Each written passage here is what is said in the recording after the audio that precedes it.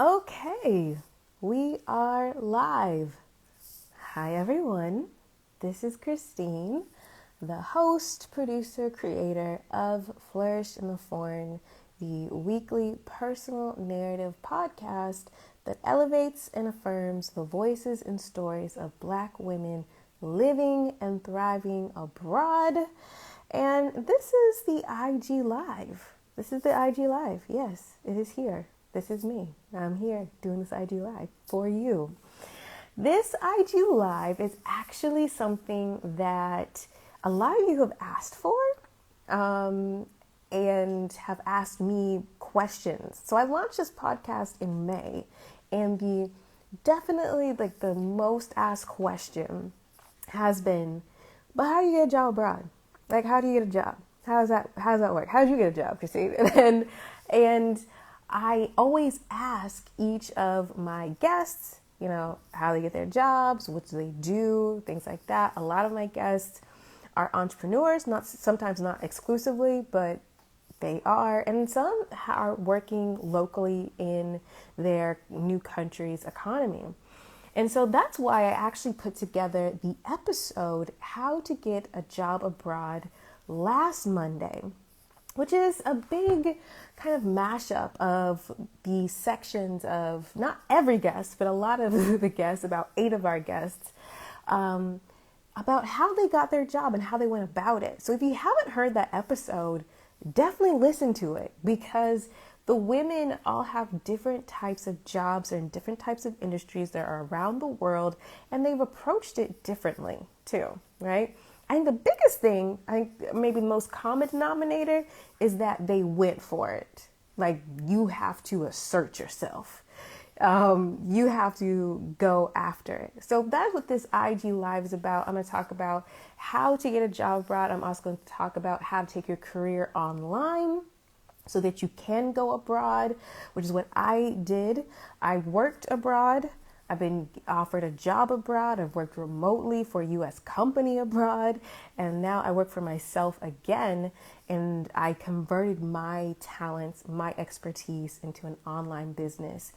So yeah, that's what we're going to talk about. I have my notes here, so I'm going to be looking at them. And I don't have my glasses on because I'm trying to be cute. So, bear with me.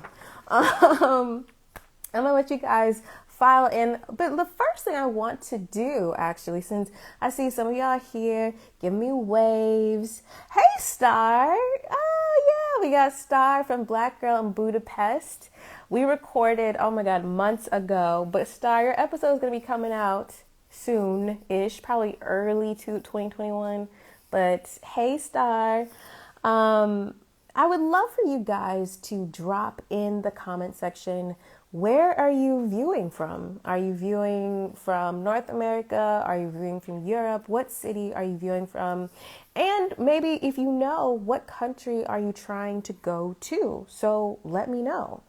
And yeah, let me know in the comments. If you have a question, definitely put it in this question box down below, because sometimes when it scrolls, this is hard. And then I told y'all I don't got my glasses on because I'm trying to be cute. So let me know. All right, we got Minnesota. Hey. We have Los Angeles, California. Hey. All right. Okay, cool. I try to do it at this time. I don't know if it's convenient time for y'all. I know it's 4 p.m. Eastern Standard Time. It is 10 p.m. here, Central European Time in Barcelona. And I wanted to switch it up because sometimes our IG Lives are really early in the morning. I think the last one, or maybe two episodes ago, they were like at 7 a.m. And I was like, no one's going to watch this. But people did watch it, and that was cool. So I hope this is a good time. All right. Erstwhile minimalist, you're saying aiming for London, but open to other European countries. Really interesting. So we're going to get started. We're going to talk about visas. We're going to talk about Brexit. We're going to talk about the EU being non-EU. I'm assuming erstwhile minimalist and double T 0616 that you're Americans. And if you don't know, the EU they have put obstacles for non-EU citizens to get visas sometimes or to work in the economy. It's not impossible. It really depends upon what your industry is, what country, if you're being sponsored, things like that. It's not impossible. Some countries are nicer than others, but hey, that's how it is. Yeah, Brexit. Goodness. I mean, anyway, I'm not British, but I got thoughts on that. All right, let me look at my notes. Where am I going to now? Okay. So if you guys don't know, I will tell you again. I'm Christine. I am the producer of Flourish with Florin, the podcast. I hope y'all have all checked it out. I am originally from Atlanta, Georgia. I live here in Barcelona. I've lived in Spain for the past 3+ years. Here in Barcelona for 2+ years. And I decided to come to Spain because I was actually quite familiar with Spain. I studied abroad here in Valencia when I was in university. I then did a couple trips. And then I walked the Camino de Santiago in 2014, which kind of sealed the deal. I walked across Spain and was like, I could live here. I think I'm going to make it happen. I personally was dealing with a lot of burnout, a lot of stress being an entrepreneur in Atlanta. And I decided to come to Spain a lot in a way that a lot of people do, which was on a student visa as an auxiliar de conversación. So I came as a sabbatical to teach English for 9 months, and then, which was great. And I did that in northern Spain in La Rioja, in the wine region. And it is as great as it sounds to be in wine region. Like, it's amazing. The only bad thing is that you realize how much wine really costs when you're in the local region, and then you don't want to pay these exported prices. And so now I won't. And then I converted my expertise and my kind of ambition into a remote gig, and then to working for myself, and then getting a job offer. All right. So that's basically what it is. I'm going to get more into detail as we go on. But let's get started. I said that like 5 times. You guys could see I'm not really used to doing these IG lives. Okay. I also want to plug this Sunday. I have another IG live with a guest, Barbara. And if you guys have listened to the podcast, Barbara is an international talent acquisition specialist. And her episode of her moving her family to Jordan was super popular. And then we had so many great, just had such a great conversation. I converted her excess tape into an amazing bonus episode. A lot of people have been checking that out. So go check that out if you're really wanting to know even more in depth about how to get a job abroad, or if you want a perspective of a recruiter, you want to tune in on Sunday. I believe it's at 12 p.m. Eastern Standard Time. Come check us out if you want to talk to a recruiter. She works primarily in, am I going to get it right? Probably not. Construction, I believe. But I think from her episodes, her advice, it blew my mind. I was like, wait, what are you talking about? There's, not only Indeed, but there's region-specific job boards, other kinds of agencies, other kinds of things to think about to get abroad, and have a company kind of help you get abroad. So if you like this conversation, tune in for Sunday, because we're going to have a recruiter and you can just talk to her and ask her all the questions too. All right, cool. I've plugged everything. Let's get started. So the first thing I want to talk about is something that Erstwhile Minimalist and Double T had mentioned. They want to go to Europe. And so the first thing I would say about when you're wanting to get a job and you want to go abroad with a job, so you're wanting to have an employer, things like that, is visas. Visas, and really thinking about the type of visas you qualify for are so essential, okay? This is the biggest thing, because you can I'll take Spain here. You can come to Spain on a variety of visas, a student visa, a non-lucrative visa. You can get a golden visa if you buy property, I think $500,000 worth of property in cash. You can't mortgage it. You could come on a freelancer visa. You need to really understand what visa you would qualify for. Now, here also in Spain, there is a highly skilled visa, which a lot of countries have, right? They have a very specialized visa. If you're an artist or you're an actor or a singer or a scientist and things like that, that help people move into the country to work. But we're going to talk specifically about Europe because unless anyone else wants to talk about another region, let me know. But with Europe, because there is a European Union that's ever growing, even with the UK leaving, they are protectionist, just like the United States. I actually didn't really understand immigration at all, until I immigrated, right? And I realized talking to my fellow expats who are from different countries around the world, how actually difficult it is to immigrate to the United States, but also trying to get in as a non-EU citizen, right? Trying to get work visas. So the first thing is thinking about what kind of visa you would qualify for. Highly skilled.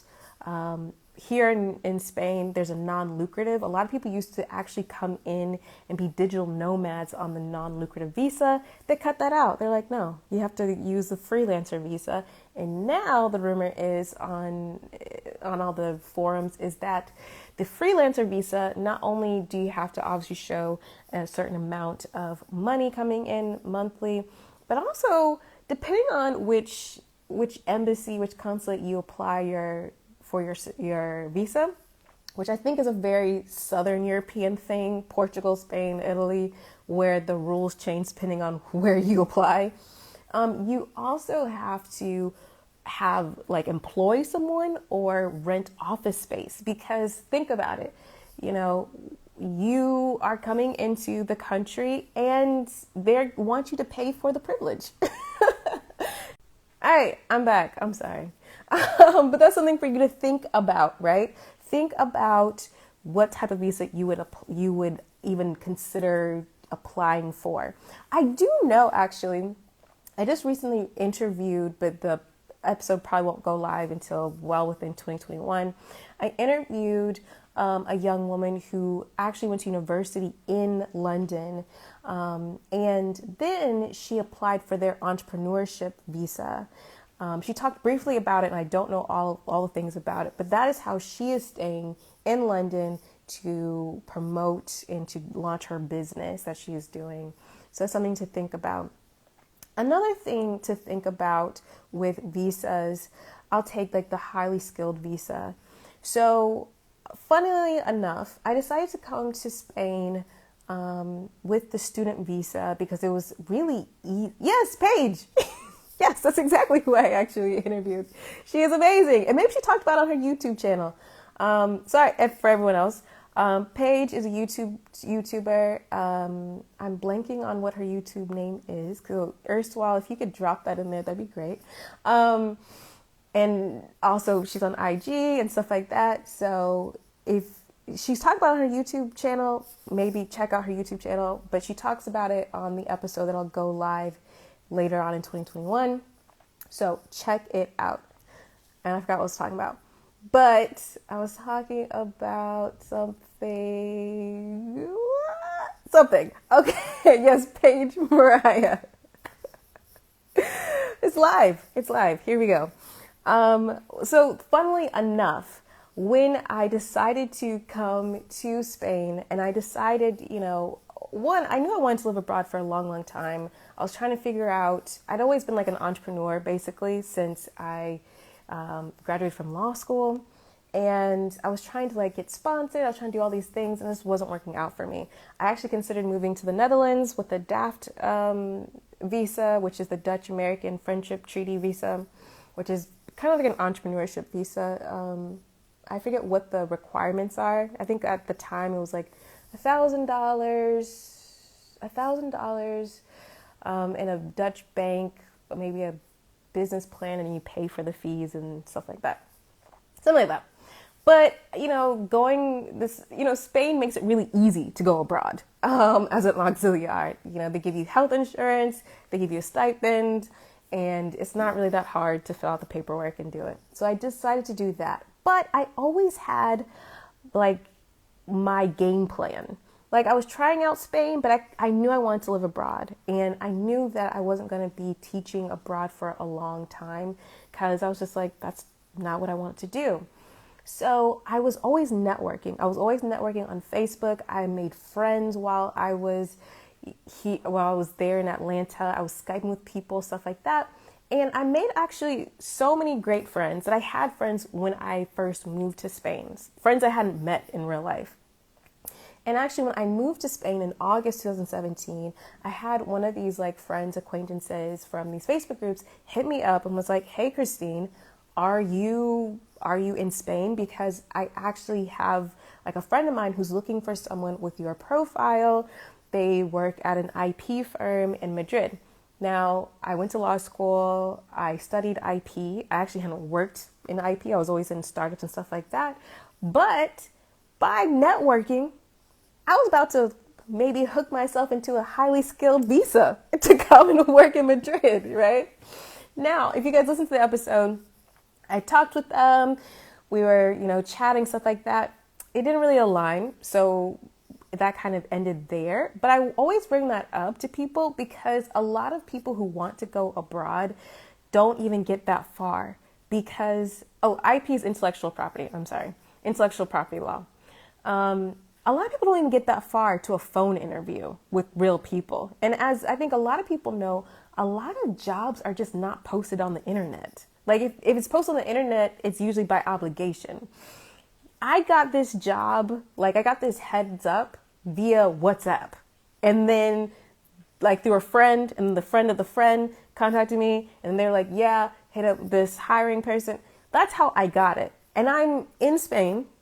I wasn't even close to fluent in Spanish, and I was getting this opportunity. So I want to also let you know that is going to take some initiative for you. You need to be able to network and network very efficiently. I said in the previous episode of the podcast, I was like, networking is being resourceful, being valuable, right? You want to be that kind of person and position yourself so that you have that opportunity. Now, it didn't work out. I went to Logroño, La Rioja. I worked as an auxiliar. It was fantastic, actually. I learned so much. Little kids are fantastic. But I also just kept on networking. I networked with my peers. And I actually had a friend who had a remote job while they were in La Rioja. We would kick it and talk about work and stuff like that while at the gym. And I would give her my 2 cents. I'm a business strategist. That's what I have been since law school. And she would say, what's going on in her company. I would give her my feedback. That actually opened up into her being like, hey, you know a lot about this stuff. Do you want to write for my company as a remote and freelance blog writer? Cool, sure. First step, I get a whole remote job, again, through networking while in Spain, space in DC. I did a good job. I vibed with the company. And when they had an opportunity open up for sales and for management, and I was basically a business strategist, I got promoted to full-time. I got a full-time job remotely while in Spain, never being at headquarters in DC ever. Never, ever. Okay, so it's so important to network. It's so important to always exert yourself and assert yourself. Now, I actually have a story about working or at least getting a job locally in country, right? So I got a job offer locally in country here in Spain, in Barcelona, this past July. Yes, this past July, 2020, in the midst of a pandemic. Yes, I did. And this is coming off of one of the strictest lockdowns in the entire world. I don't know if you guys know, Spain, we were locked down quite suddenly from like March 13th until, I don't know when everything actually stopped, May or the end of June. It's all a blur now. Y'all know how it is. Yeah. And I got a job. And if you haven't listened to the episode, I got the job after seeing the posting on LinkedIn. The LinkedIn posting actually got cut off because they got hundreds of applications.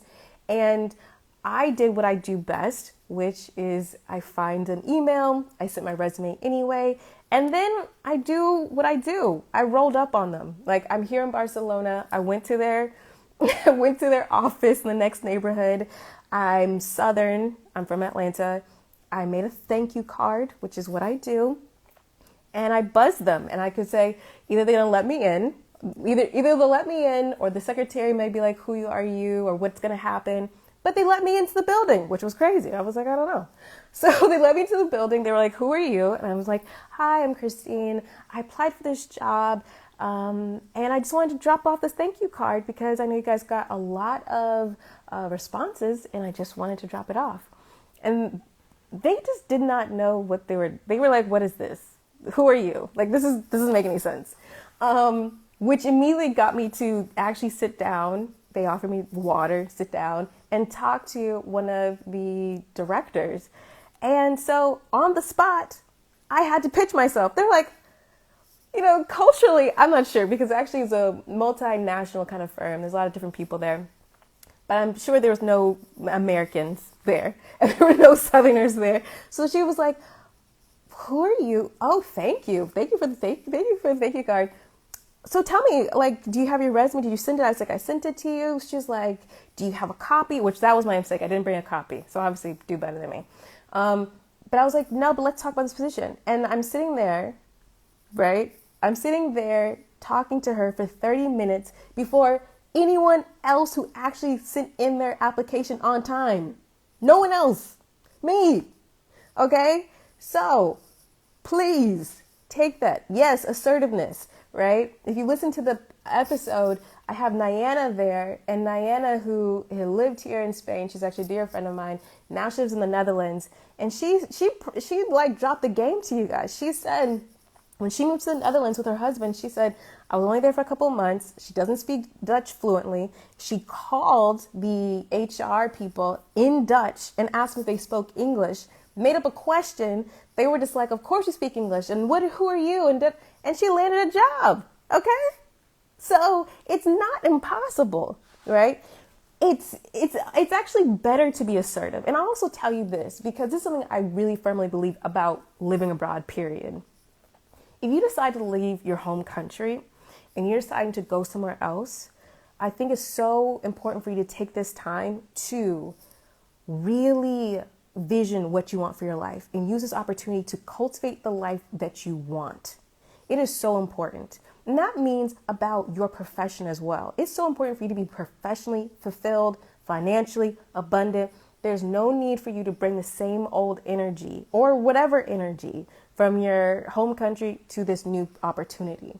It's really important for you to be an active participant in your life and in your career. And when you go abroad, you're already going to be at a heightened level because everything is new, everything is different. Even if you like it, you're just like, it's a different street side, it's a different whatever, everything is different. You're super alert. So take that heightened alertness, right? You're not being a zombie to your life. Even if you think you're a present person in your home country, there are some things that you've acquiesced to. We just have. Through societal programming, through just the assumption of life, whatever, we have just acquiesced to. This is the time to be really present and really cultivate the life that you want, which means you have to roll up your sleeves and get into it, right? Don't go abroad and just work some job.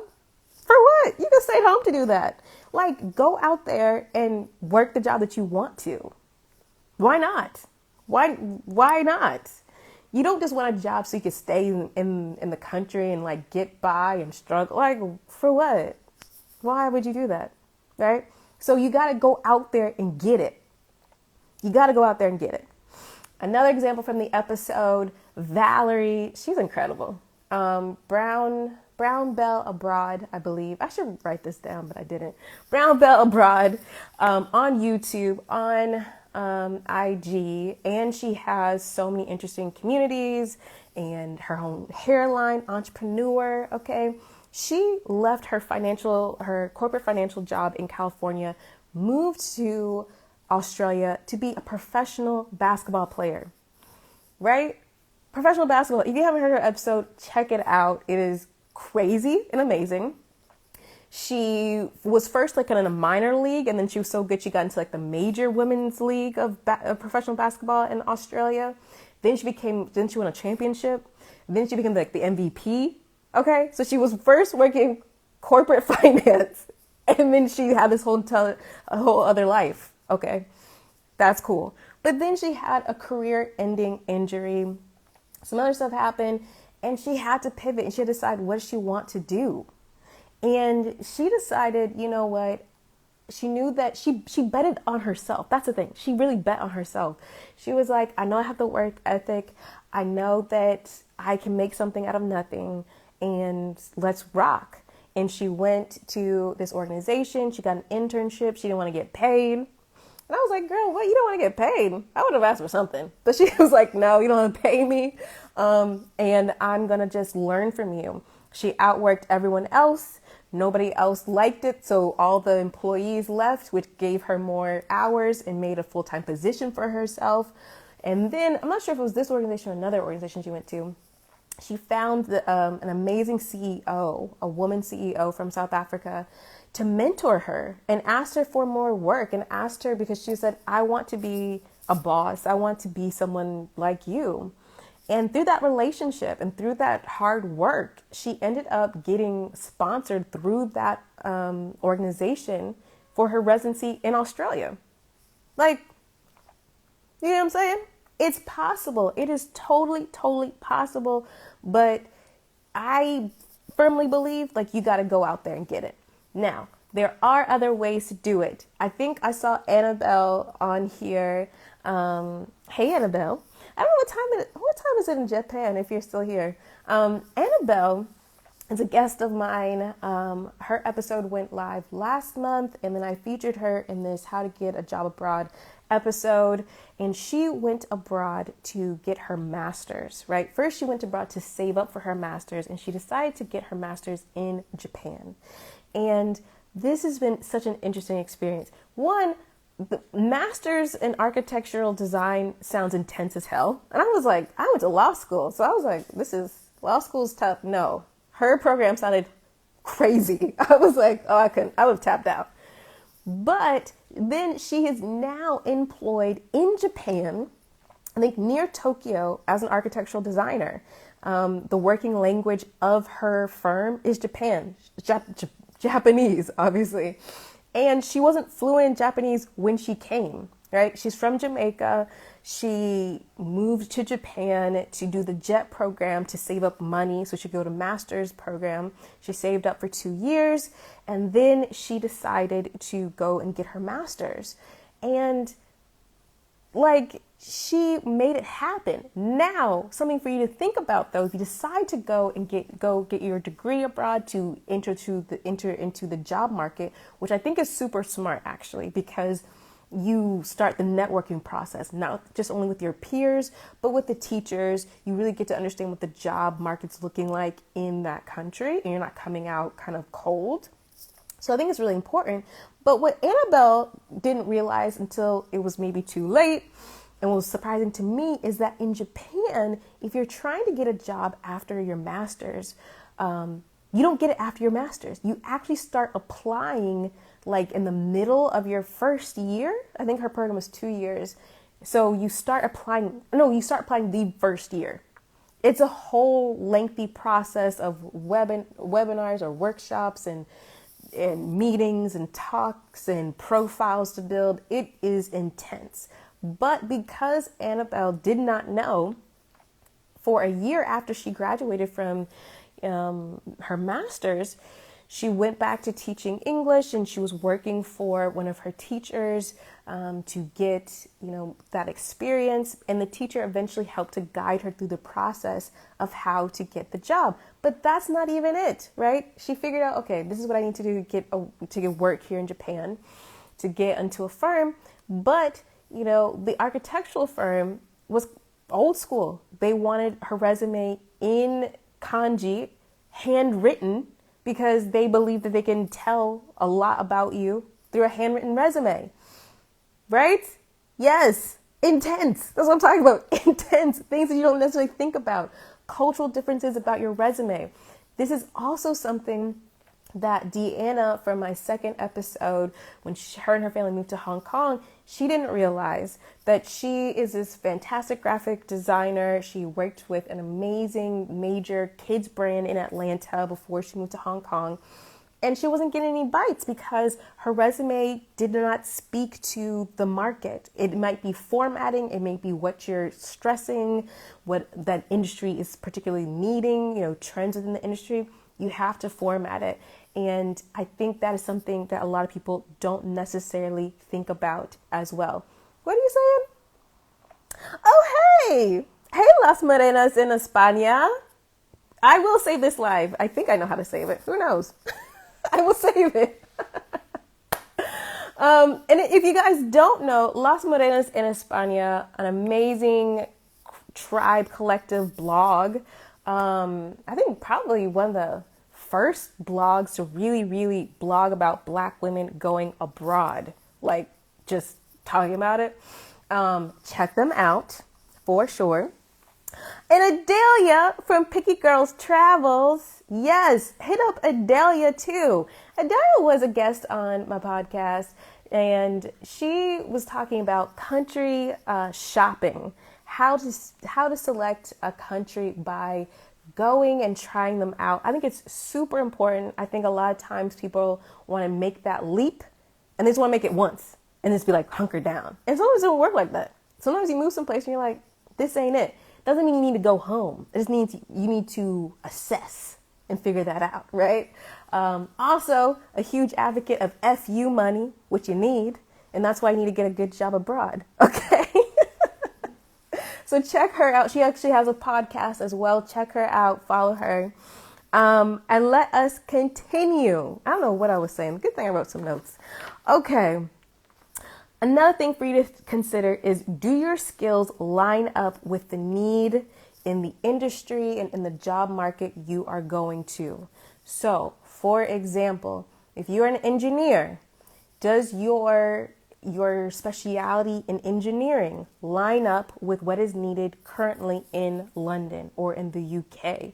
Because each country and each job market or region, they may have obviously general things like accounting and HR and things like that, but they have actually specialized needs considering what are the industries, what is going on, and is your specialty, do you have expertise in whatever they are needing, whatever their trends are? Their trends may be different than what your home country's market is. This is the type of research that I think saves you time. I think it makes your efforts more fruitful. You have to assert yourself, but like I always tell people, I tell my clients, there's a big difference between a buckshot approach and a sniper approach. I'm Southern. I'm not a huge gun-toting Southerner, but that's what I always say. So you just throw out your resume to anything that's online, that's anything abroad, which I did. I never got anything. So don't be like me. For years, too. For years. Just to be like, just take me. It doesn't work. But if you have a sniper approach, meaning you've done the analysis, and the analysis is just reading what's going on in that country. And if you're in that industry, if you want to stay in that industry, you already have some kind of background and expertise. You can Google Translate if you need to. You can just say, okay, if I'm an engineer, what do they need? Do I have this expertise? Can I gain this expertise? How can I showcase or reformat my resume to showcase that I have this expertise? What kinds of things are they looking for? That's part of the analysis so that you can start preparing yourself even before you reach out to maybe a recruiter or you even go to a job board and things like that, because now you have that intel. So you're not just saying, someone take me, someone employ me, because I don't think that works. I mean, if it has worked for somebody, you put it in the comments. You let me know. Yes, Adelia, because sometimes going home ain't an option. And that's something to think about, too. That should probably be another IG Live. About sometimes going home is not an option. The things you need to do and prepare yourself as you go abroad. not only financially, but just taking your affairs in order. Because sometimes going home is not an option. It really isn't. Like, you don't have a home to go to. Like, when this pandemic hit here in Spain, people are like, so when you come back to Atlanta? And I'm like, I don't even have a house in Atlanta. My family, we sold our property in Atlanta last year. I'm like, I don't have a house. My sister has an apartment, a studio apartment in Atlanta. I don't have a house in Atlanta. I got a storage unit, but I don't got a house. I got a house here. I have my stuff here. That's how it is. Some people, that's cool. Some people still need that kind of back and forth. No worries. But sometimes going home is not an option. So think about that. And that probably will be another IG Live. Okay. I already mentioned, is your resume formatted correctly and does it speak international? Now, something else that I think is kind of like, I don't know, a misconception is that, and something that my guest Carla spoke about and was in the past episode, is that you need to make sure that your resume speaks international. And I really believe in investing in a proper resume, like a resume reformatter, resume builder, creator. I'm losing the words, but I think it's really important to do that because it changes the game, especially if you're submitting online in which you're going through the ATS system and you're never getting any hits. I think that like you're gonna have to invest, in my opinion, to go abroad if you want to go abroad in the way that you want to go. If you have a certain timeline and if you're trying to go and have a certain kind of job, I think you got to invest some, whether it be into getting your resume redone, whether it is to hire a headhunter or join an agency's pool of applicants where they vet you rigorously. And then once you're vetted, you're just in the pool and then you just get placed basically after that. So is there someone you can recommend as a recruiter, a headhunter? So this is the thing. You'd want to get someone who is industry specific for you. So if you could put in your if you could put in the comment section what industry you're looking for, maybe I could recommend. I don't know that many, but I will say on this Sunday's IG Live, Barbara is going to be there. She is a recruiter. She is an international talent acquisition specialist, and she really goes in deep about all the things you need to do. And really, she really recommends a 3-pronged approach about finding, or one that looks at resumes. Again, you'll want to be industry specific, right? You want someone who does resumes. For example, if you want to go abroad in higher education, for example, my guest Carla, she helps people get ready to go abroad in higher education because she has worked in higher education on the student affairs side for the past 20 years, but abroad 10 years in 5 different countries. So if you're like, I want to go abroad in higher education, you want to hit up Carla or someone like her, because she's going to know how to format your resume and she can give you advice about where to find the jobs, what agencies, or how to approach it. That's my biggest thing. I think sometimes people feel like it's like this hard thing, and it's not. It's only hard, I think, if you don't invest some money, or if you're going to go at it alone. I think it's hard. I learned the hard way. It's definitely doable, but you gotta be on. Like, you gotta do the analysis. You gotta be okay with iterating. You can't be given up. Like, you have to keep at it. So that's the thing. Do you have a timeline? If you're like, no, I'm really trying to go here, I would invest. Who knows how much that investment might be? It might be an agency fee. It may be a recruiter. It may be resume, but if that's going to help you go abroad in the industry that you want, making the money you want, then I would say yes. For example, again, on the episode, Itea is in Australia, and her story is so cool because she she went abroad, and I remember when she first said this to me, and I was like, I had to almost pause the recording. I was like, girl, what? The day she left San Francisco, she worked a full day. She picked up her passport from the Vietnamese embassy because it was just ready. She went and she had a farewell party. She got her hair braided. And she went and said bye to all her friends. And I was like, everyone, don't do that. Do not ever do that. That's literally 5 too many things you should be doing on the day you leave. So don't do that. But anyway, she went on a trip around the world. She decided she wanted to stay in Australia. She was first going to give it a go as an entrepreneur and see if she could self-sponsor herself as an entrepreneur, which I thought was very interesting. I never thought about that. But she couldn't. Australian law was like, no, girl, you can't self-sponsor yourself, which it would be smart. I'm sure there's other countries that you probably could do that. They were like, no. So she had to go back into her field, which was construction, what was it? It was construction for like hospitals and things like that. That's what she did. So she had to get a job in Australia. She wanted to stay, and Homegirl knocked it out the park. If you haven't listened to her episode or her section on that, how to get a job abroad episode, you need to listen to it because she dropped game. She first tapped into her network and saw who knew people in Australia, put out the feelers. Then she saw jobs that she liked, and she saw who was the recruiter, who was the headhunter, who was placing it, reached out to them directly, talked to them about what she was looking for, and they negotiated. They found her a position, but how about this? They didn't want to put her forward for the money that she wanted. So she said, y'all step aside. I got this. And she negotiated the salary that she wanted, and she negotiated them sponsoring her visa, her work visa, and for her to stay in Australia, her residency actually, or maybe it was a way for her to get residency. And now she's about to become an Australian citizen, actually. So it is doable.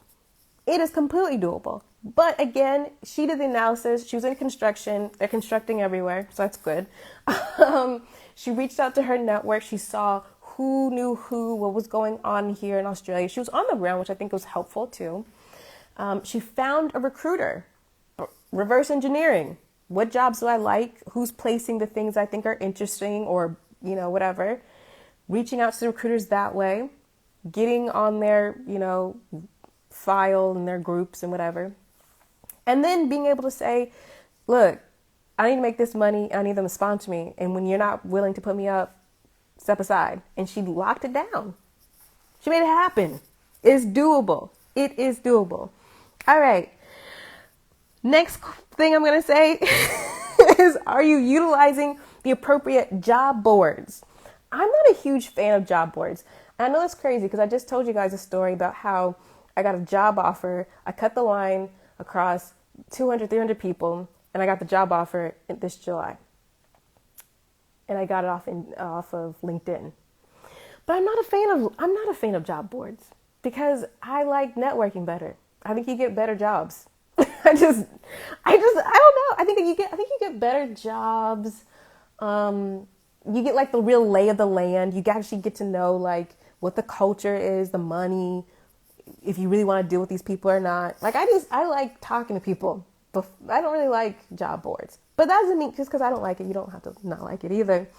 But what I think is important for you to understand the job boards in your region. For example, Barbara in the bonus episode, I believe, or maybe it's the original episode, mentioned that like in the Middle East, yeah, they use Indeed, but they also use Beatty, I believe, Bayte.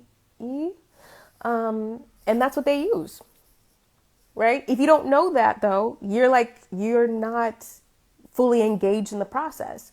So you got to know what the job boards are in your job market. I don't even know what the job boards are here in Spain. I think LinkedIn, yes, but I don't know if there's another one. Maybe there is, but it's important. You got to know what the job boards are and what is the game. You gotta be up on it Because if not, if you're going with like your American resume and your American kind of ways of doing it, you're shooting yourself in the foot. You just are, unless you're going to somewhere that is super aligned in the American way or Western North American way, which I could only think is probably Canada. Those are my thoughts. But you want to think about the appropriate job boards for sure. Also think about U.S. government and U.S. government contractors who are like adjacent, right? I say that because I just interviewed Kelly. She's a social worker and a burnout specialist. She worked in maximum security prisons here in the United States. She did it all in like self-confinement, solo confinement. I don't know. She worked with like very intense situations in the prison system here in the United States. She got burnt out and she decided to go abroad. And as a social worker and as a therapist, she went to Cambridge, England, and she went to right outside of Venice, Italy, right?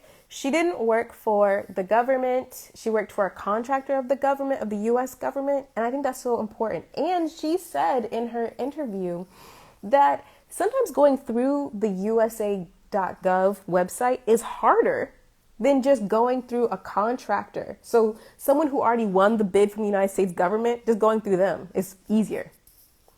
So think about that. Depending on what you want to do or where you want to go, are there contractors who are adjacent to the United States? Are they going abroad? Do they need you and what you're looking for? Oh, great. You listened to the episode. I'm a social worker too. And that was, oh, yay. I'm glad. I was hoping that someone, because I feel like I see in forums, there's a lot of people who just feel like there's no way I can go abroad. Yes, there is. And Ursula, you want to go to London? Yes, you can definitely go. I mean, she was in Cambridge, but take her advice and go and be out. Be out doing what you want to do. And she had a ball. She really loved England. And I do believe she repatriated back to the United States, but she is actually going to go back abroad and be at least half time. Right?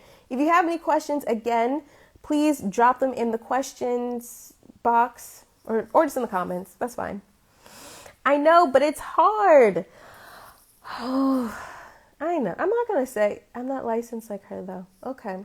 So that's the thing. Think about getting the licenses that you may need because, each country, they have different kind of certifications. I'll say here in Spain, there's like this whole regulation of your degree.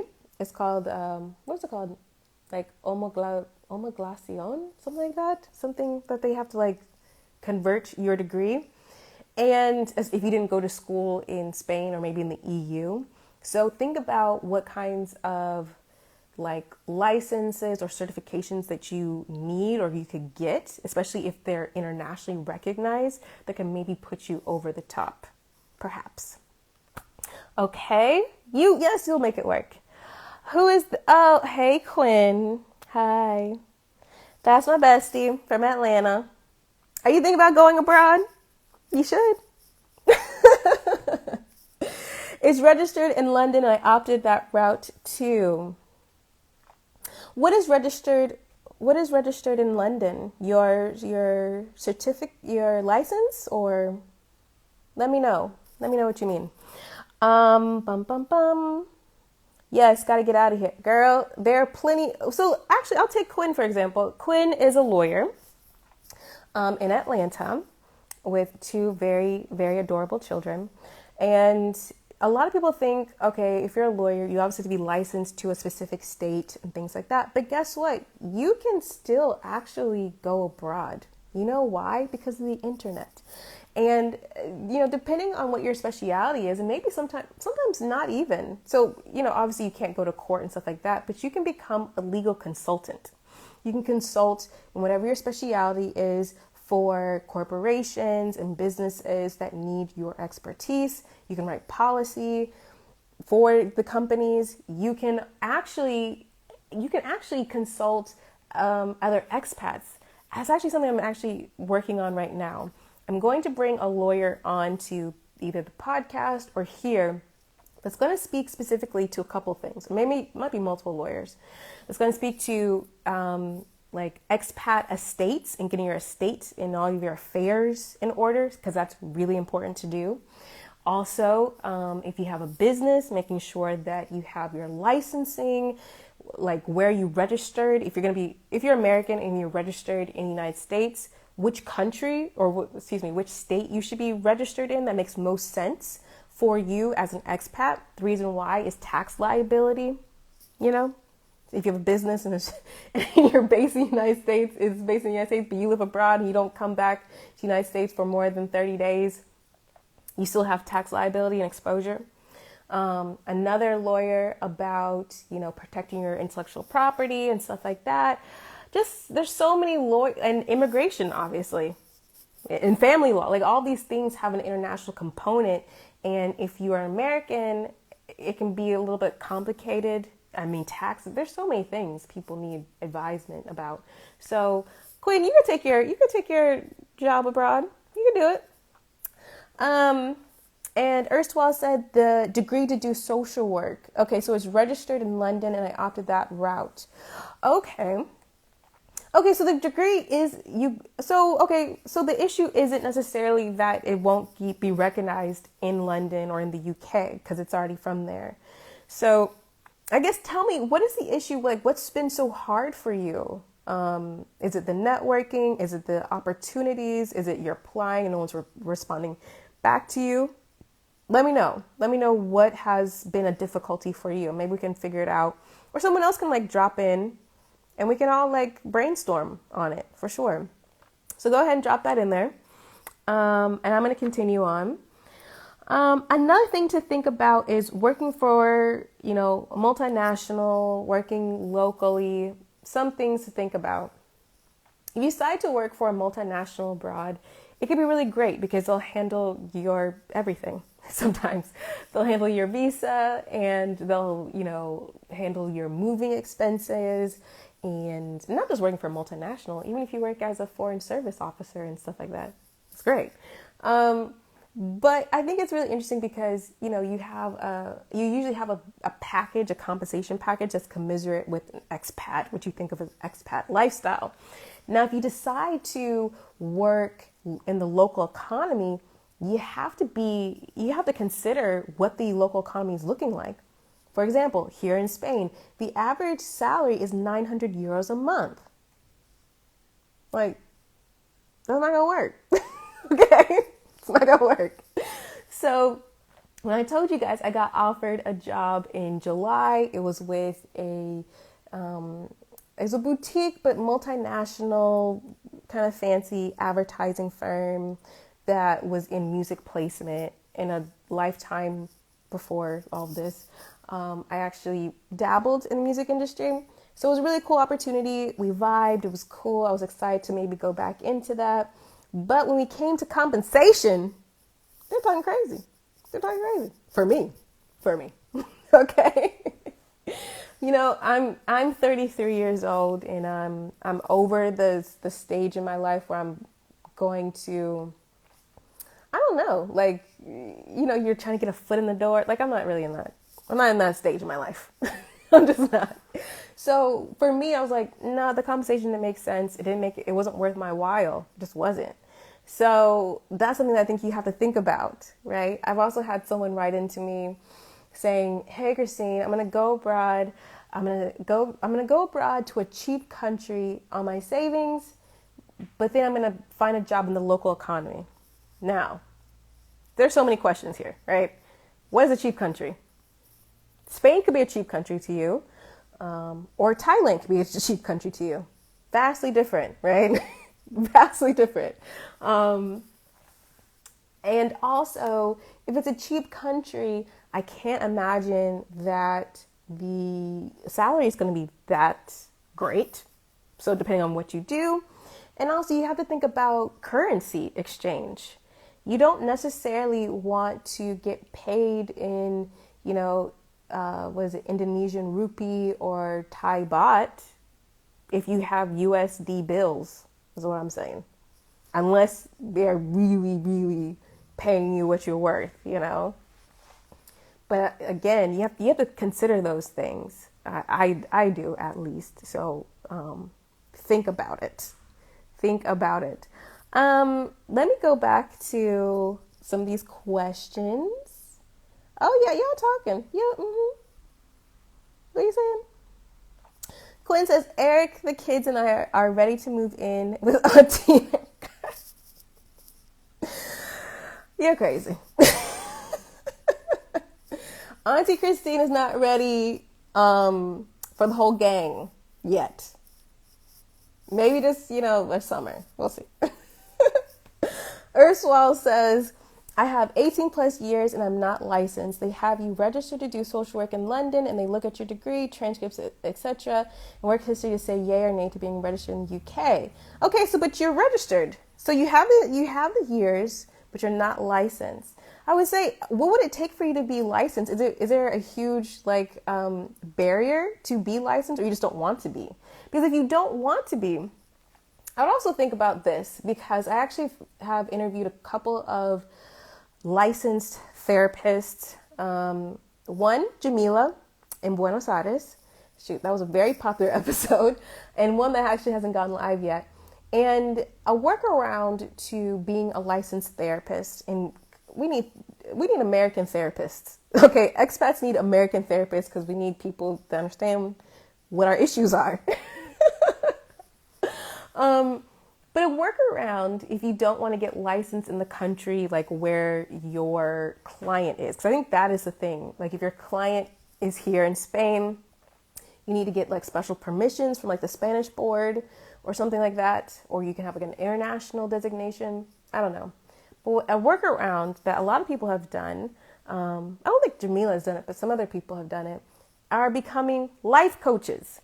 Yes, but a life coach that actually, and I'm not trying to disparage anyone that's a life coach, but I'm saying a life coach that has experience in helping your life, not just someone who's watched, Oprah's Super Soul Sunday. I have, but I'm not a life coach. You see what I'm saying? So maybe there's a way for you to be able to flip your experience, especially if you can't necessarily get into the maybe in NHS, or you can't get into the private insurance kind of system in the UK.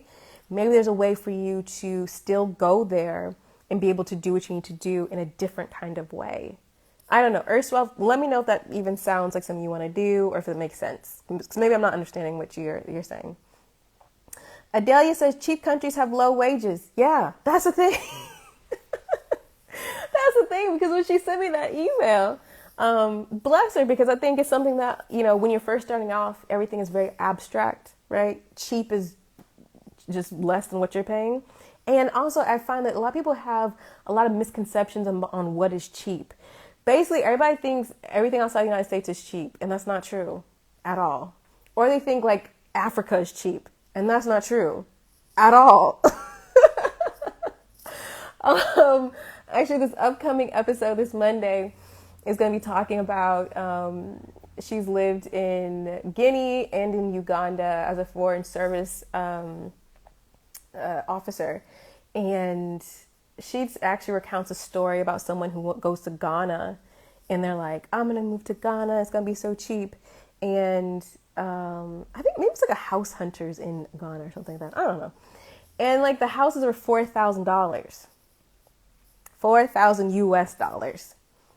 And electricity will go out, and the water, I don't know. And they're like, this is how much it costs. So you can even make sure whatever you think is cheap is based in research. Okay? Spain is cheap, but I live in Barcelona. It's a European city. So no, if you're thinking you're going to move here and get, a house or whatever for 600 euros. No, you're not. You're not going to, I think some rooms go for 600 euros here in Barcelona. So you gotta understand what you mean. Get specific. Don't go, if you have to squint, you don't know. You know what I'm saying? You gotta no. Do the research so that there are no surprises for you. Okay, Any expats in Vietnam, cheap country. Actually, Quinn, I have interviewed 2 women who are currently in Vietnam. Their episodes have not gone live yet. I think one of them will go live this year. One is in Ho Chi Minh City, and the other is, or was, in Da Nang. I think she recently moved. So I'll let you know when that goes. But yeah, and it's very interesting episodes about that and their experience in Vietnam. Yes, that's why they're cheap. Yes, life coach. Hey, I know. Look, I know, because you have 18 years of experience. Like, I get it. I know why you're like, why? No, but I'm just saying, right? And we're going to talk about, maybe you need to take your skills abroad into a business. Maybe that's what you need to do. I know entrepreneurship is not for everybody. Not everybody wants to do that. Some people just want just pay me every 2 weeks. Also, not all countries pay every 2 weeks. Here in Spain, they pay at the monthly, which is garbage. I'm sorry. I'm like, what is this? What is this? Yes. Nope. Philomena. What does that mean? Erstwhile? Philomena. I don't know what that means. Yay.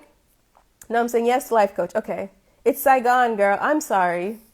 Oh, I think she said Ho Chi Minh City in the interview. Sorry. I'm pretty sure she said that though. But okay. This is what happens when you're best friend. Okay, thanks. This is a very professional forum, lady. Anyway. Currency, working remotely. One way to do it is by working remotely. The way that you want to work remotely, in my opinion, which is not the way I actually started working remotely. If you are currently with an employer that you like, just ask them if you can go remote. That's what I would do. A lot of people like to go to the job boards, the remote job boards.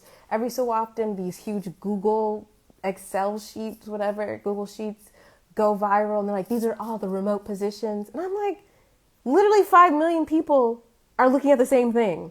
Does that make sense to apply to? No. Throw it away. I'm sorry. Sure, someone has probably gotten a job off of it, but not anybody that I know.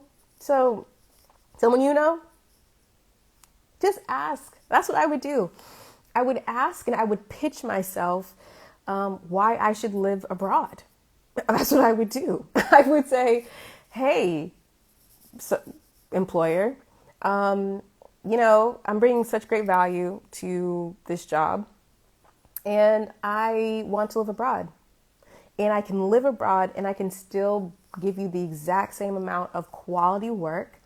Maybe you pitch them, you're like, I'm going to move to Colombia. So I'm still in, what is Colombia? I don't know if it's Eastern Standard Time or if it's Central Time, but I'm still in United States time. It's I can do that. I already have these, project management software, or maybe we already do this. So there's no really need for me to be here. And I can fly in every quarter if you want. I would pitch and I would really negotiate with my employer, because as COVID has shown, the overhead of having an office for a lot of companies just doesn't make sense. You could just work from home. Unless, you really need to be face to face and you need to do those things. But a lot of times you can pitch them, and maybe, pitch them a month, maybe pitch them a quarter, and let's see how it goes. But I would first do that, because you already have the network. They already know who you are. They already like you. I would do that first. Now, if you don't like your employer and you're like, no, I'm not trying to work for them. No. Then I would say, go into your network. I'm going to say it over and over again, because that's where the fruit is. I don't believe that it's in these mass job boards and these email lists. I'm going to be provocative and say that. No, I think it's in your colleagues. It's in your friends. It's in the people you work with, or you've worked, in the same industry, and your competitors. those are the people that know you and know your work, and you know what you want to do, and you can pitch them for a remote opportunity if you want to stay in your industry, or you can pitch them to see, hey, what is the international association of our whatever our profession look like? Who works where? Do you know someone? Like, oh yeah, I met someone and they, work in Hong Kong and this is da da da. Can you make an introduction? I would do that. It's so, so important. I would do that for sure. You said Africa, who you interview. Yeah, I interviewed Morgan. Morgan is our next guest. Surprise! That's what happens when you come to IG Live. You learn who's the next guest. Morgan is really cool because Morgan's mother and my mother are actually best friends. And they've been best friends for about, how old are me and Morgan? Like 30 years, 32 years, 31 years. They met in the Air Force, and both of, she lives in Guinea and in Uganda, and she's been in international development, and I live abroad too. Very interesting. Yes. And they met actually in the Air Force, and they were abroad in Korea together. So I guess it actually is not strange that we both ended up like this. But she's in the foreign service, working specifically with, I believe, USAID. And it's a very interesting opportunity. Especially if you're okay working in emerging countries, emerging economies, because the U.S. government will pack up everything for you. When she was telling me what happened, I was like, I should have been a foreign service officer. They pack up your entire life. They'll ship your car. They give you a house. They pay for everything. The only thing you got to pay for is maybe like your driver and your nanny and your maid. And it's probably not going to be that expensive. Yeah, it's really nice, actually. So definitely check out that episode if you're interested in doing that. Philomena from the Live Abroad conference. Felina Jean from the Moving Abroad conference. Yeah, I interviewed her too. Her episode is going to go next year, 2021. Yeah. Felina's great. She is hilarious. And she is someone to learn from because she's been abroad for a while. She lived in Brazil. She lived in Korea. She lived in Qatar. And she now lives in South Africa. So, yeah. She is definitely one to learn from. She has a podcast, Black Broads Abroad. It's funny. Yeah, check that out for sure. All right, let us keep on moving because I think we're going to get cut off soon. And I haven't even talked about how to take your job online and abroad. So if you get cut off, I'm going to come back on and we're going to work it out. Okay, so here we go. So if you have any other questions about going abroad, taking or getting a job abroad, definitely leave them in the comments and I'll address them. But I just want to do kind of an overview. As I said, I have bonus episodes. Barbara's coming on Sunday. She's a recruiter. She places people to go abroad. So if you want a recruiter's perspective, definitely check her out. Check out the How to Go Abroad episode that I put out too, because that's a lot of really great information and different perspectives. I mean, I have women who are working in Iceland, in the Netherlands, in Japan, who are working in Bangladesh, in Australia, in Portugal, as self-employed, in Jordan, and I can't remember everything else. Okay, so check out the episode. Okay, now let's talk about taking your career online and abroad, because I think that it's easier than people make it out to be. One, I think taking your skills abroad as women, as Black women, as women of color, I think is super smart because quite frankly, most of the time our skills and our services are vastly undervalued and underappreciated. And by working for ourselves, we can really set the standard on who we want to work with, because you don't got to work with everybody, and how much you want to get paid. And as I said before, and I'm going to keep on saying it over and over again, it is so important in this chapter in your life. If you decide to uproot your life to go to a different country, it's important for you to consciously cultivate this next chapter of your life. And you should be living a life well lived. It's going to take work, but don't you want to build a life that you like? Yes. And a life that has a foundation of being professionally fulfilled and financially abundant in whatever way that means to you is essential. It just is. So, how do you take your career abroad? First things first is you want to do a skills assessment, right? You want to know, what are your skills? What can you do? What are the things that you do well, exceptionally well? And what are things that people compliment you on and want you to do and will pay you to do it? And how do you identify those things? Well, if you're working, a traditional job, you have an employer, it's the things that people keep on coming to you for. And the thing is, I think, especially as women, you may have a certain job title, but then you have all this other stuff that you do. and the things that you just know how to do, or you've taught yourself how to do, or you just do it better or faster than everyone else. And they're just like, can you just fax this for me? Because you're the one that knows how to work a fax machine now. I don't know. But you have skills, right? You have things that make people's lives easier and better. That's the first thing. And write it down. Because at first when you think about it, you're like, no, I don't have any skills. I can't do anything. That's what we always do. Because again, as Black women, women of color, we consistently undervalue ourselves. Okay, so I actually want you to take pen to paper and write down, if you have to do it, literally everything that you do every single day. And who's always asking you whatever question and things like that. Write it down, because these are skills. These are marketable skills, because you're making someone's day easier. You're helping someone make money. If you're working for someone, this is marketable. So I think that's the first thing you need to do. The second thing you need to do is really, really write down your vision for your life and your career, the things that you want to do, the things you want to be known for, or maybe even just the lifestyle. I want to work this many hours. I want to be able to spend this much time with my family, or I want to work in, seasons.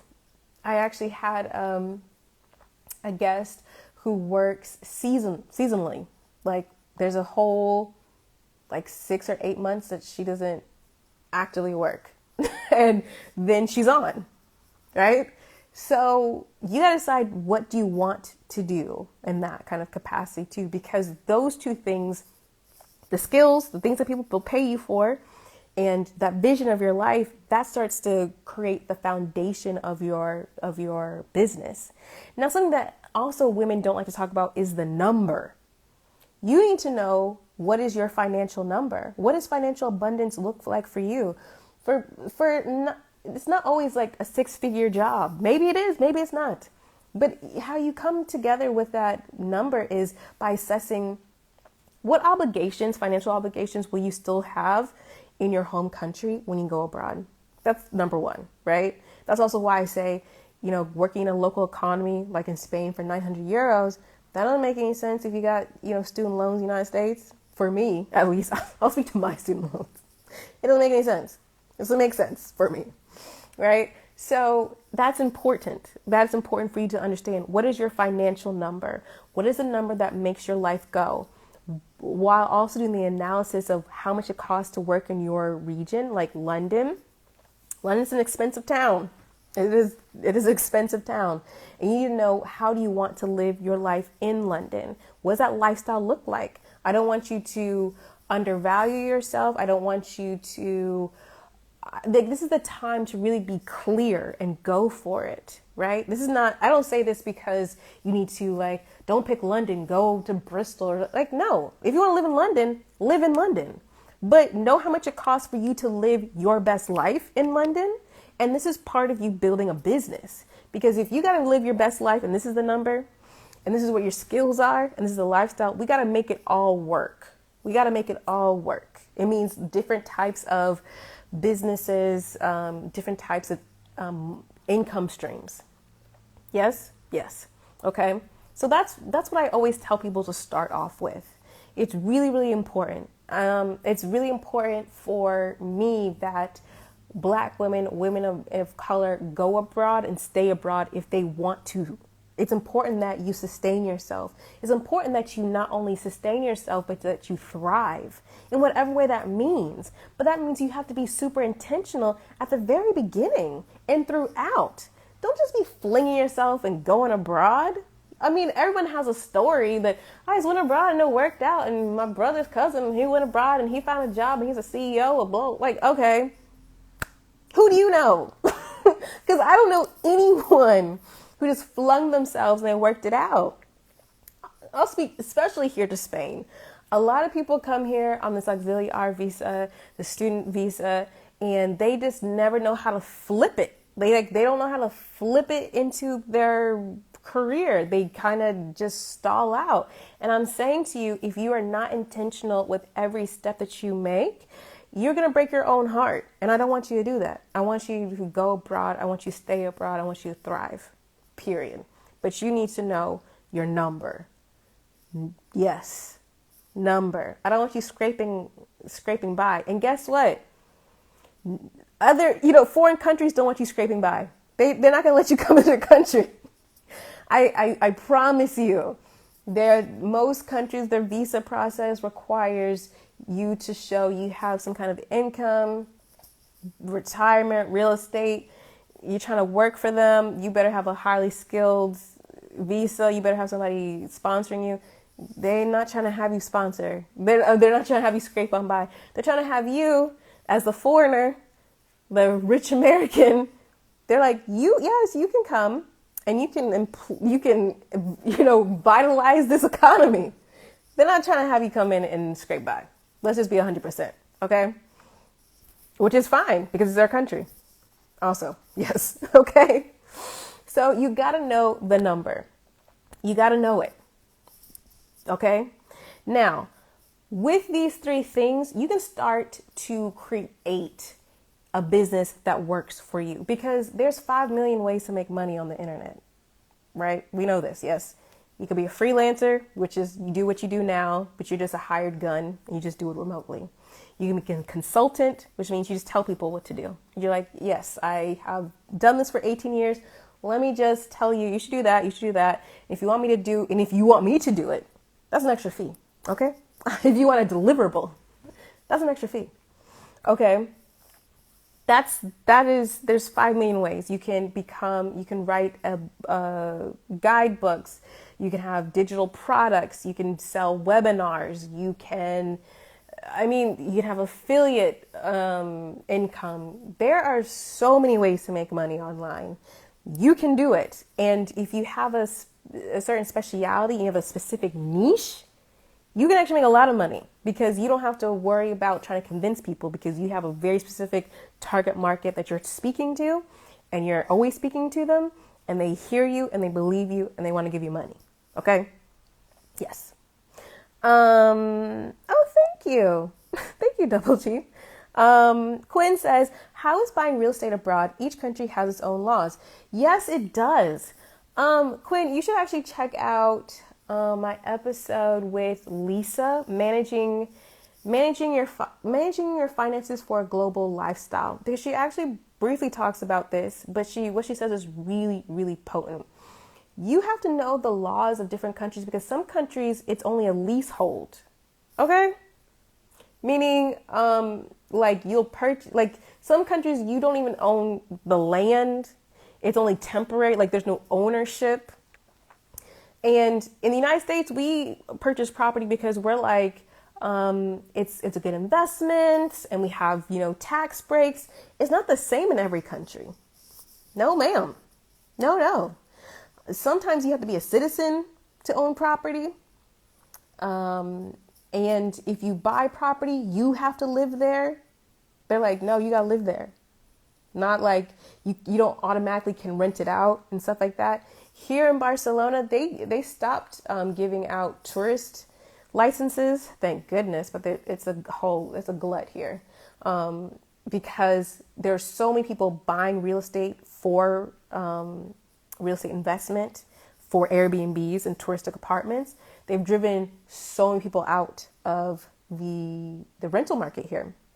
Again, I told you guys, the average salary in Spain in general is 900 euros. Maybe here in Barcelona, it's like 1,200 euros, maybe a month. But, you know, the average cost before the pandemic of a one bedroom, a modern one bedroom here in the city was starting at like 1,000 euros. So who's that for? It's for tourists. It's for foreigners. It's for foreigners like me, you know? And now that they're, you know, cutting down, I think especially with COVID, you're going to see a lot of changes in laws about real estate investment. You're going to see a lot of changes in laws. A lot of people used to do visa runs, like in Vietnam. Well, not in Vietnam, because I think you have to have a proper visa, but like in Cambodia or in Bali or some of these places in Southeast Asia, they do visa runs. I think they're going to stop doing that. They're going to because there's a lot of people who live there, make all this, I don't know how much money they make money, but they're not really paying any residential taxes. They're like just living there and they pay rent and stuff like that and they live, but they're not contributing to the community, you know? They're not paying for like the roads. And that's going to probably stop. Like you're going to have to get a proper visa and they're going to tax you. And, you know, especially for some of these countries that have really great healthcare, like in Thailand, they have really great healthcare, or private healthcare, I know, that's very affordable, extremely affordable. But, you know, they may be like, y'all gonna need to pay and not only pay your services, but contribute to this system, right? But real estate, it changes. In some countries, you cannot take out a mortgage if you're a foreigner. They're like cash only. Some countries, if you have debt, it's like it could be close to a criminal offense if you don't pay for it. You know, privacy laws are different. Again, in the episode with Lisa, she mentioned in Israel, this couple got stopped at the border and they were like, oh no, you didn't pay this bill. So you're going to need to go ahead and pay this bill. The customs, right? The border patrol wouldn't let them leave Israel because they're like, you didn't pay this bill. So privacy laws are different. Debt laws are different. And in the Middle East, if you don't pay your bills, you go to jail. And real estate laws are different. Who's allowed to own property? Sometimes you have to have a local guarantor. Sometimes that's how you open up a business too. We can talk about this all the time. So you have to look into the very specific country, but also there's some countries that want you to come. They want you to spend money. Here in Spain, if you spend $500,000, no mortgage, you get a golden visa. And I believe that visa is residency and it's a work visa. So they're like, yeah, you can do whatever you want if you just spend $500,000. But you can also get a mortgage here in Spain for the time being. And you can get, if you are not opposed to living, you know, in the campo or in a mountain town, like outside of a major city, like further out, like in Andalusia or, you know, like far, not like Barcelona, Madrid, Valencia, stuff like that. You could buy a house for 40,000 USD. Yes, 60,000 USD, and it's a house. Like it's a proper house. So, you know, depends on where you want to go. Yeah. What else am I talking about? We just got on a whole different tangent, but yes, maybe, and that's also something I want to do is actually bring on a real estate professional to talk about it. But it's also hard because it's country specific, but I actually have my eye on someone who does international. Maybe just do a nice overview about purchasing property, different regions, things to think about as you're purchasing property. So I'm going to make a note. I'm going to follow up. I'm going to get that for you guys. I also wanted to say, what else I want to say? Let me know what other questions you have about building a business abroad or getting a job abroad. Let me know because I've lost track of what I was talking about. But I will say that building a business abroad, Something else to think about is, so I'm based in Spain. My target market is not Spanish. It is not, because of what I've been telling you guys, right? that the average salary is 900 euros. My target market is going to be someone who has the funds to make the investment with me. So my clients have been expats who live, one in Spain, one abroad, outside of Spain. And I also have clients who are stateside and clients who are repats and things like that. But my target market has to be for people who can understand my business and my services, appreciate them, and pay them, right? I interviewed someone who moved to Portugal, and her first kind of endeavor into working and getting a business, her business was directed to the Portuguese market. Now, Portugal on the Iberian Peninsula, shared with Spain, average salary is lower than Spain.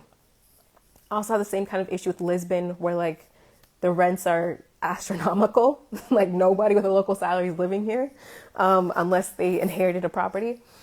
But she realized that she couldn't market herself to the Portuguese because they did not have the funds to pay her what she would want.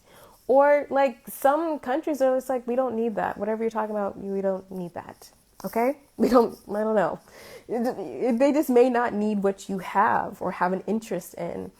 I think it's so important to understand, especially if you're coming from the United States. You're coming from a country where, like on the peanut butter aisle, there's 10, 12 different types of peanut butter and different brands to get. And that's not the same in every country. I use that because we're very used to an abundance of choice, and other countries aren't used to necessarily the abundance of choice that we are. They're just like, okay, we take that. And so I say that because we are used to an abundance of choice and getting very like nitpicky about exactly what we want and stuff like that, which creates opportunities for business. Okay? And people say, no, I need something exactly for me. And other places, they'll be like, I don't need that. I don't need it. Maybe I don't have money, or I just don't care. I don't care about what you're talking about.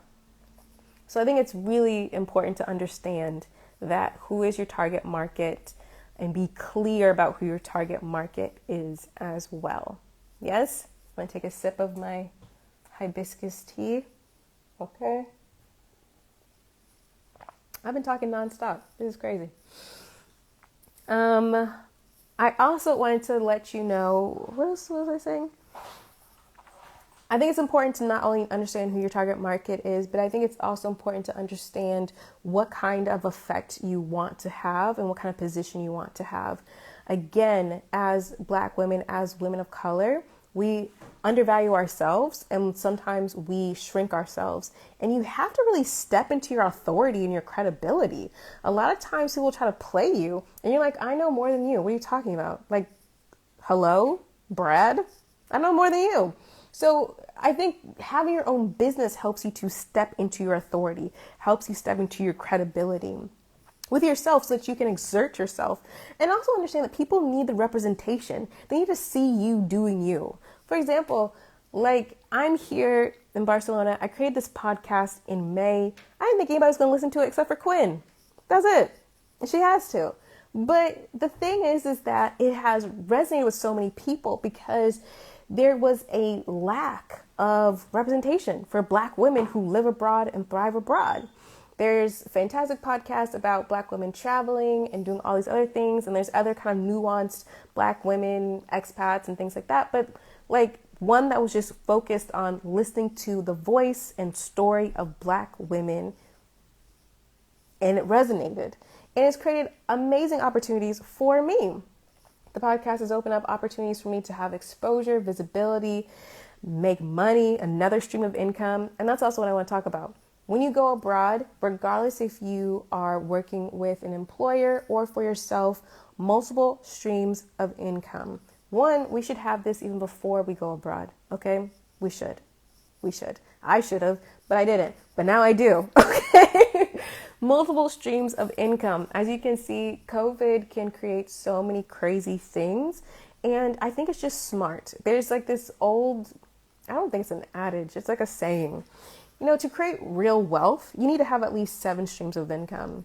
And I think that's a really great goal to have. And having your own business allows you to do that, even if it's just a side hustle, because not only these income streams don't necessarily have to be hyperactive. I hate to say that they're passive because nothing is passive. I hate when people say, like, it's passive income. And I'm like, unless you're just giving me money, it's not. Okay, it's not passive. I'm working for it in some kind of way. I have to update it. I have to do the initial work. I have to make sure email sequences work, downloads work, or, like podcasting is not passive income. It's work. But after, you're 25 episodes in and people just, I'm like, it's still work. It's still maintenance, right? So you have things that are just lower on the activity scale. But multiple streams of income, whether it be real estate investment, whether it be other kinds of digital products, whether it be drop shipping and all these other things, but multiple streams of income. Super duper critical. Something that I want for all of you. Even if it's in the same business, it doesn't necessarily have to be something separate of your business, but having multiple streams of income coming into you, chef's kiss. That's what we want. That's what we want. Right? Okay, everyone is not business savvy and or entrepreneur bound. I'm scared, to be honest. I get it because I agree. Not everyone wants to work for themselves. Like, not everyone wants to, for sure. Are you taking new clients? I am. And here we go to the plug. Thank you. Not everyone is entrepreneurial or they can just like go on their own. Sometimes you need help to get you there. I am a business strategist. I've been a business strategist since I was in law school. I worked in the university's incubator program and I started helping people start their businesses or scale their family businesses. So that was 8 years ago? Oh my goodness. That's what I do. And that's what I do with my clients. Most of my clients don't, well, that's not true. About half of them have businesses. Some of them don't have businesses, but I help people take either their idea from idea to strategy to launch. That is what I do. I have a signature program. It's a 12-week sprint. It is not for the faint at heart. I'm going to be upfront. I'm not going to sweet talk you about it. It's the program that I use to launch this podcast in May. And my podcast now has exceeded about 7,500 downloads and is monetized. So what I'm saying to you is this 12-week program is if you're really ready to take it on. I'm not a drill sergeant. I think you guys can tell. I don't think I could be a drill sergeant, but I'm about progress and I push my clients to step outside of their comfort zone. And we really go into ideation. But again, we don't do anything that's not in alignment with who you are because this has to be sustainable. It has to be. And it can't be sustainable if you hate it. No, it doesn't make any sense. So it has to be something that is aligned with who you are and something that it can be sustainable for you while also obviously being viable because you got to make money. Okay. That's also something that's my signature. I make my clients money. Right. I don't like to call myself a business coach because a lot of people call themselves business coaches and I'm not a business coach. I have a business degree. I have a law degree and I've worked in an incubator. I've worked in startups and we're not the same. We're not the same. I'm a strategist. I get it done. I help people make money. People make money when they work with me. So that's just what it is. So the goal is to not only produce either a new product or service to scale your business or implement new systems to scale your business or launch a business, but is to make money because you don't have a business unless you make money because it's just a hobby, an expensive one and a time-consuming one. So you have to make money, right? If you're scared, I think that it's normal. It's normal to be unsure of yourself and scared. You're going to be scared moving abroad. You're going to be scared in the airport. Oh my goodness. I never tell people this story, but when I was moving abroad to Spain, now, mind you, I've been to Spain many times. I traveled the world since I was 10. I never have had any crazy mishaps, but on the day I was moving to Spain, I left my passport at home. I've never done that in my life. It was crazy. That day was so crazy. My bag was overweight. When I had a connecting flight in New York to Spain, they didn't want to take my visa. They're like, what is this visa? I was like, this is a visa they put in my passport. Like, what are you talking about? So it's scary. It's scary. When I moved to La Rioja, I didn't do any research. That's why I say research, because don't be like me. I didn't do any research. I came into La Rioja in mid-September during San Mateo. San Mateo is their wine harvest festival. La Rioja is a wine region, right? So it's like, that's what it is. Shut down the entire thing. I only got a hostel for one night. So I was like, I'll find a place. Calling people, emailing people. People are drunk, probably. People are not responding to their emails. I was like, oh, and the hostel was booked for the rest of the time. I was like, I'm about to be homeless on this bench without any place to live. But, the universe worked it out, and I actually got an amazing apartment. I don't know how that happened in literally the downtown of La Rioja. I'm saying all that to say is like, yes, it's scary and it's crazy. It's like, it's crazy because you're just like, why is everything hard all the time? But I think the reason why I believe in entrepreneurship is because it's one of those things that you can control in a way. And also, I want to bet in myself for my own foundation. Now, living abroad has so many moving parts, but you can't thrive abroad. And no one can tell me you can thrive abroad without being financially stable. And I think that you need to be professionally fulfilled. Like, why are you moving somewhere to be miserable? You don't have to be. And I think that's the great thing about entrepreneurship. It gives you the ability to craft whatever your service is going to look like. And that's why I'm an advocate of it. That's what I do. I get my clients aligned and I get them abundant. Because again, it's not a business unless you make money. It's not a business. It's not a business. Yes, it was one of those days. Oh, goodness. Not even one of those days. It was like a smooth 3 months. Because guess what? So I get to Spain. Yes, cool. That Thursday, because I came here to Barcelona, that Thursday, there was a terror attack here in 2017 in August, here in Barcelona on Las Ramblas. I wasn't anywhere close to it. I was in an apartment. I was chilling. It was hot. I was inside. But that happened. And when it happened, nobody knew what was going on. I texted my mom. I was like, I don't know what's happening in Barcelona, but I'm okay. She didn't get that text because my sister in Atlanta got in a car accident and went to the ambulance, and she was fine. She was just shaken up, and she was giving my sister, like, signing her up, I don't know, at the hospital. And she looks up to the TV and sees that there's been a terrorist attack in Barcelona. That was not a good day for my mom. It was the same day. It was the craziest thing. But yeah, that's what moving abroad is, right? It's just crazy. All right, not scared to move, but to have the business entrepreneur option is what I'm hesitant. Yes, I agree. It's not for everyone. But what I'll say to you, erstwhile minimalist, go to my, I think it's in the social, it's in the bio on the IG. You can, or maybe I haven't put it there. Maybe I haven't put it there. If it's in the social IG, I actually do like 15-minute discovery calls to people. We can talk about what your fears are if you want to. You don't have to. Don't worry. If it's not there, you can go to my website, www.christinejob.com, ChristineJob.com, and book a discovery call. And we can chat about it, about what your fears are, if it's even ready for you, or what you would want, like what you want to do, right? So don't worry about it. You can do it or you don't. Don't have to. Don't worry about it. This is it's not a hard sell.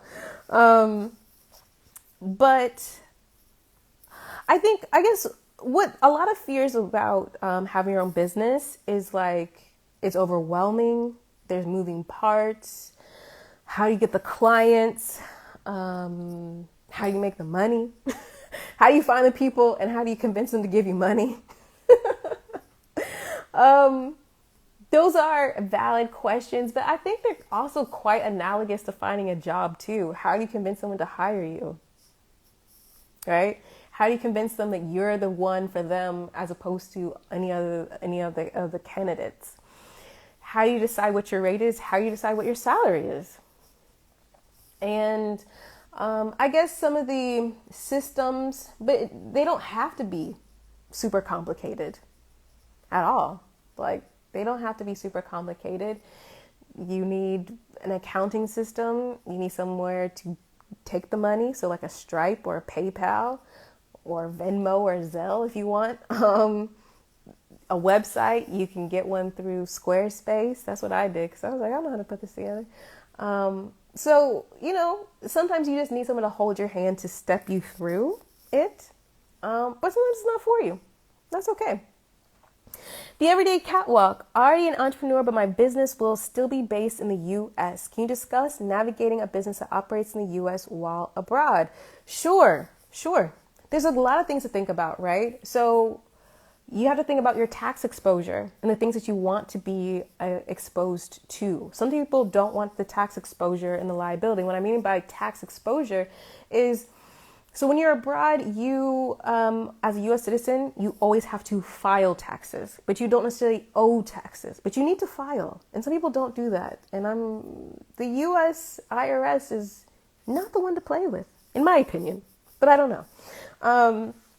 You have to file. You also have to declare if you have an account, a foreign account, all your foreign accounts, if you hold more than $10,000.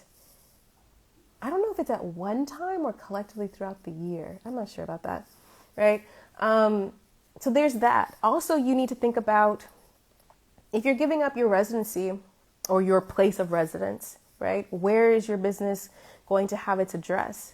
That's no problem, right? You can have a P.O. box, but you also may want a digital mailbox, which a lot of people do regardless if they have a business or not, because identity theft, right? No. So you may want a digital mailbox to also be the address for your business. That's something you need to think about. Also to think about, if your clients, depending on what your business is, if it's product-based or service-based, if it's service-based and you need to be on, like you need to talk to your clients, you got to think about time zones. You have to. I was working remotely last year for a business. I was working full-time as an employee, and I was here in Spain, and then I decided to go and be a digital nomad to Asia, which I was like, yeah, I'm a digital nomad. It's going to be great. And it wasn't great. It wasn't great. Like, I know some other people love it, but like for me, I had to keep Eastern Standard Time, and it was horrible to be in Thailand up at 4:00 in the morning on meetings. No. I'd rather have remote where I don't have to have any, if you don't have to have any meetings, you don't gotta, you could just hit your deadline and call it a day, cool. But if you have clients that you need to be face to face with, you gotta think about time zones, I think, and time zones for when you interact with them. It's 11:44 at night here in Barcelona, but I'm going live at this time because most of the people who listen to my podcast are based in the United States. And I have IG lives with my podcast guests who live around the world, so I had to make it convenient for them. So sometimes it's not convenient for y'all, right? So you got to think about that. If you have a family and things like that would be a concern. I also work one-on-one with my clients. I've had a client in Bangladesh. I had a client, down the road in Malaga. I've had, clients around the world, and it's like my business, the way it is, because it's about supporting women, it's about supporting women going abroad. I know that I'm just going to work at strange hours sometimes, but I also build into my schedule times where I don't work, or I try to. I'm getting better at it, right? That's something to think about. If you have products that you're selling, Do you have the system set up in the United States? Yeah, if you could. Oh, do you have to pay taxes in Spain and the US? Yes. Yes, you do. On my business? No. No. Well, that's not true. It's yes is the answer. And the I'm trying to get it out in a way. Okay. So a lot of countries have tax treaties with the United States. Spain is one of them. In Spain, you have residency tax because I'm a resident here, but I make my money out of Spain. I don't make money here in Spain, basically. All my clients are U.S. citizens and things like that, so I have to pay U.S. tax. But the thing is that they try to do this non-double taxation, but as a U.S. citizen, you're probably going to be doubly taxed. That's how it works. But here in Spain, for me, I haven't had my income from the United States tax. There's like other provisions and taxes and things like that, but because my business is outside the United States, I don't get taxed. I think I'm doing it right, and I have I have consulted here in Spain. It's called a gestor, who is like a business manager, consultant, accountant kind of mix. But yeah, that's how I manage it. I always obviously declare United States tax and then usually go to Spain because also their filing dates are different. I don't know if that answers it. I don't know if that was a I'm sorry. I'm sorry, the everyday catwalk. I'm sorry. I feel like I answered that well. But yeah, most of the time, from what I've heard from my friends who are also expats who have business abroad, the main focus is to pay the United States and then come back into their country. Except, actually, now that I said that, that's not true because I just interviewed Jessie, and she's in France, and she is has an amazing brand, Etavi. She's in TJ Maxx, Target, Barnes and Noble. It's great. But she just talked to her accountant, and she started on Etsy. She moved to France to be with her husband. She was working as an art director, and then decided to go on Etsy. And then now she's a fine artist, and she's doing it. She's doing it. Okay. But now she talked to a French accountant who said, no, you need to file first in France. And I don't know if she's going to register her business in France, if she's going to move it from the United States to France and then go to the United States. She did say that in the episode. I thought that was very interesting. And that's why you have to get an accountant. But like here in Spain, getting a good accountant is sometimes hard because sometimes as an expat, you just have a target on your back. Like everybody wants to advise you. But people don't really know what they're talking about. They just see dollar signs. And that's real. I think you guys got to be really careful about that because people will just be like, oh yeah, okay. Ooh. And the price, they'll give you a crazy price and just, yeah. Okay. You answered, okay. I'm sorry. Just went on a tangent. Any other questions at all? I will say again, please check out the podcast Flourish in the Foreign across all major outlets. We're on everything. It is a weekly personal narrative podcast that elevates and affirms the voices and stories of Black women living and doing the damn thing abroad and looking fabulous too. So check that out. I think I have 25 or more episodes. It's starting to blur. With more and more countries and more regions coming soon. And if you have a particular country, you let me know. And maybe we'll get to it. I'm sure we will.